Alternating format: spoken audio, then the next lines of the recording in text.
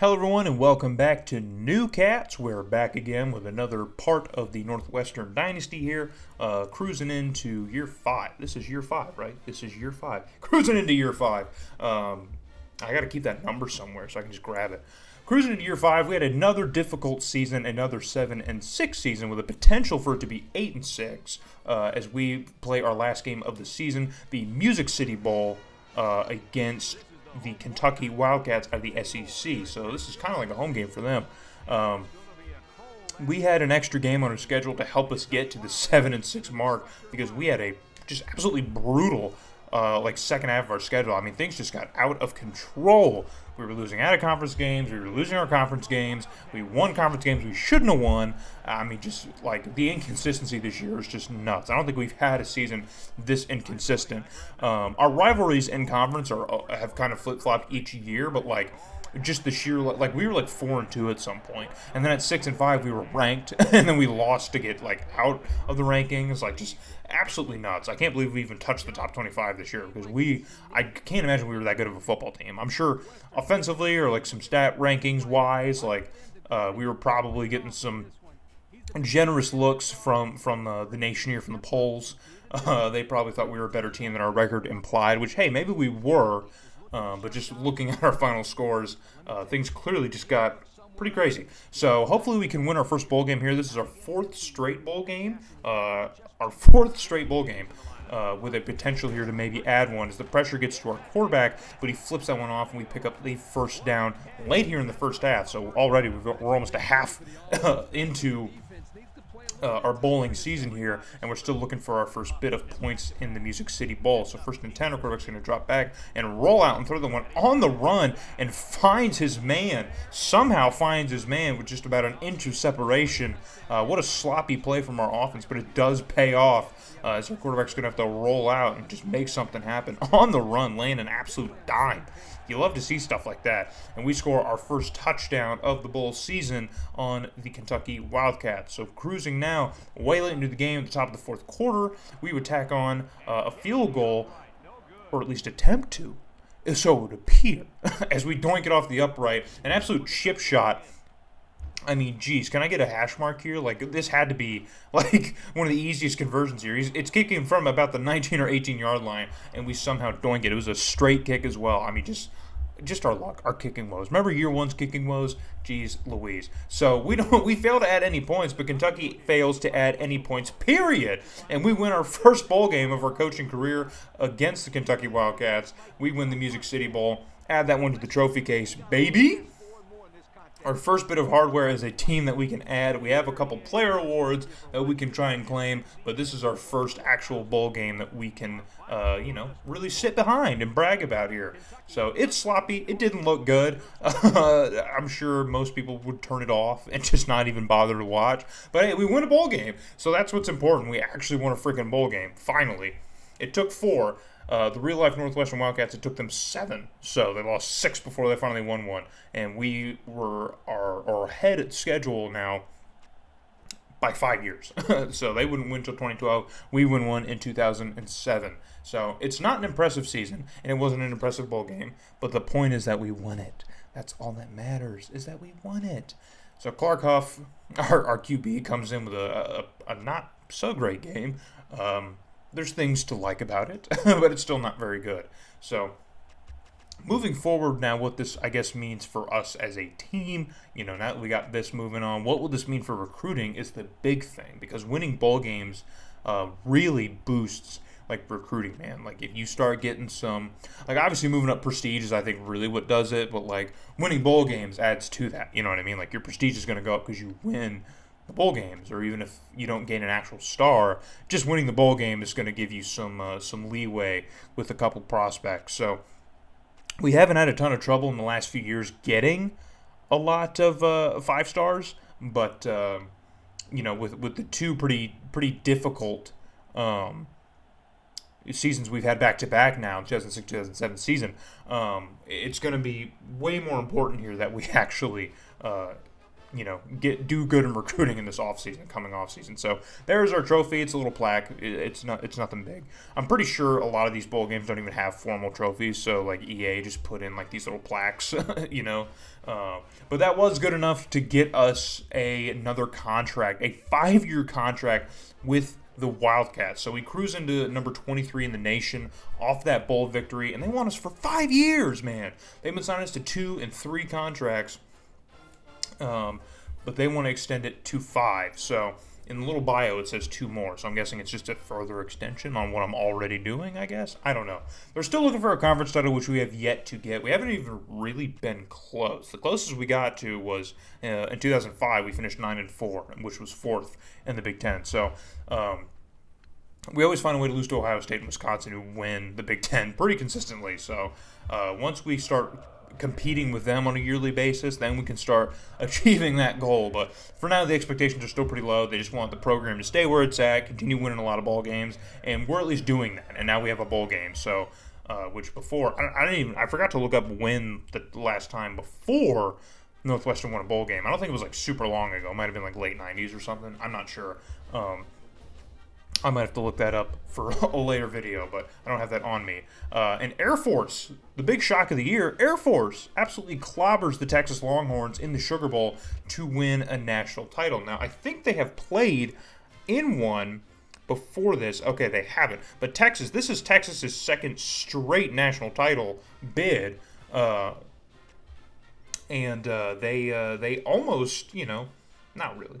I mean, they got freaking clobbered by Air Force, which is nuts. Remember when we beat Air Force in year 1? Well, now they're winning national titles, which is just absolutely nuts to me. I mean, how? How does Air Force, of all teams, even make it to that stage? I don't even think they play in a Power 5 conference. I mean, the game gets broken sometimes with rankings and conferences and stuff.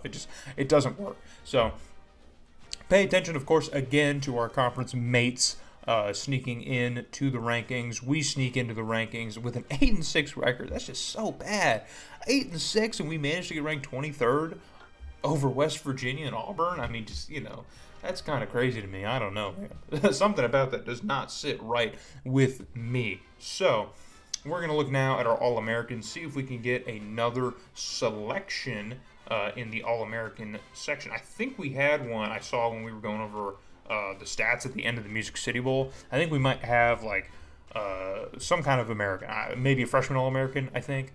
I'm not sure, but it was our kicker, I believe, who went over 3 in the Music City Bowl. He had a chance to add 9 points to our total and really solidify that victory for us, but he could not do it. He cracked under pressure, the non-existent pressure of a Kentucky Northwestern bowl game in Nashville, Tennessee. I'm glad that the game just auto-programs a full stadium for bowl games, but dude, that stadium would be completely empty. It'd be like there'd be no one there, maybe families at the most. That might even be pushing it. I don't know. But we do get ourselves a freshman All-American, so that is the 4th straight year now that we have had an All-American selection of some kind. So the last 2 years we've had 2 first-team All-Americans. In 2004, we had a second and 2 freshman All-Americans. And this year we have just 1 freshman All-American. So we keep the streak alive, baby. Looking over the conference standings, it was an absolute bloodbath at the top as 4 teams have double-digit win seasons. We slide in at 7th, which is not very good at all. But it was good enough to get us a bowl game. So I guess we'll just have to live with it, I guess. You know what I mean? We'll just have to roll with it. Another 3,000-plus yard season from a Northwestern quarterback. Not a decent season, though, clearly. I mean, this is just a terrible season. The quarterback play has been very, very suspect. I'm not the biggest fan of it. But, if we're still achieving success, I guess, in the seasons, how bad can it really be? It's still pretty bad. I mean, 16 touchdowns for 79. He threw 1 less touchdown, but still knotted the same amount of picks. He managed to do that. And the completion percentage was even down. He threw about 30 more passes this year and got that percentage up just maybe a couple percent. So not a great season. But Trey Morrison, our running back in his senior year, has his best year as he runs for over 1,300 yards, man. On just 10 more attempts, he adds 149 more yards. That's pretty great. Extends his average just about half a yard about. Gets a few more touchdowns as well. So, and he only fumbled 3 times during the season. If you're going to run for 1,300 yards and only fumble 3 times, I'm okay with that. I think I can survive with that. You know what I mean? So, but that is a pretty nice, decent breakdown of. We're going to have to examine the coaching strategy again. I normally tweaked it when I recorded these. I tweaked it for the bowl games, to try and give us the best shot at winning the bowl games, right? Like, if it's a team that can run very well, we'll scheme for the run. If they can throw very well, we'll scheme for the pass, right? And try and do what they can't do well if they can't defend the run or pass well. So, we're not a very good running team, just period. I think you guys saw that game to game when I tried to run when I played the games. But even simming-wise, running hasn't been great. If you do enough run plays, your running back's still going to rush for 1,000 yards. It's just going to happen. But if you're much stronger passing, then we need to be doing that. So we'll be looking into that moving forward as both of our receivers, or our top 2 receivers, notch 1,000-plus yard seasons. Which is pretty good. I'm into that. You know what I mean? 2,000-yard receivers is great. I keep meaning to keep track of that too in my little spreadsheet that I keep pulling from for reference, but I don't have a Excel sheet for our 1,000-yard receivers or rushers. I should probably be keeping track of both. I might go back and try and get that number. But at the end, I do plan on kind of culminating a lot of just like little stats and stuff, and we're gonna go over them. But Herman Ellis, dude, holy crap, 34 pancakes. Jeez, I think that's a record since we've been coached, that 34 pancakes. But the sack numbers are still pretty egregious. I'm sure Clark Huff probably got sacked a ton. he probably ate the grass quite a bit, as to be expected.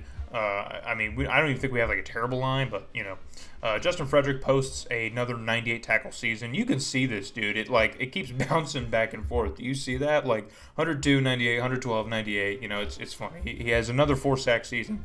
The picks are down as they were last year as well, but he was very disruptive in the passing game and coverage. As you can see, his tendency is MLB coverage. So he's going to be a good coverage linebacker. I think he would be, a good draft pick, maybe, you think? I'm not saying first round, but you could probably pick him, right? Like, wouldn't be bad, wouldn't be terrible.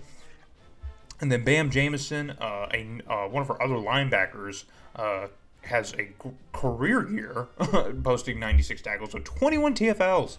That's really good. That is pretty solid. I like that. Ryan Carter, free safety, who replaced Ahmad Doyle last year, has an all-right season. 6 picks, dude. That's really where we're focusing our attention, is on the 6 interceptions.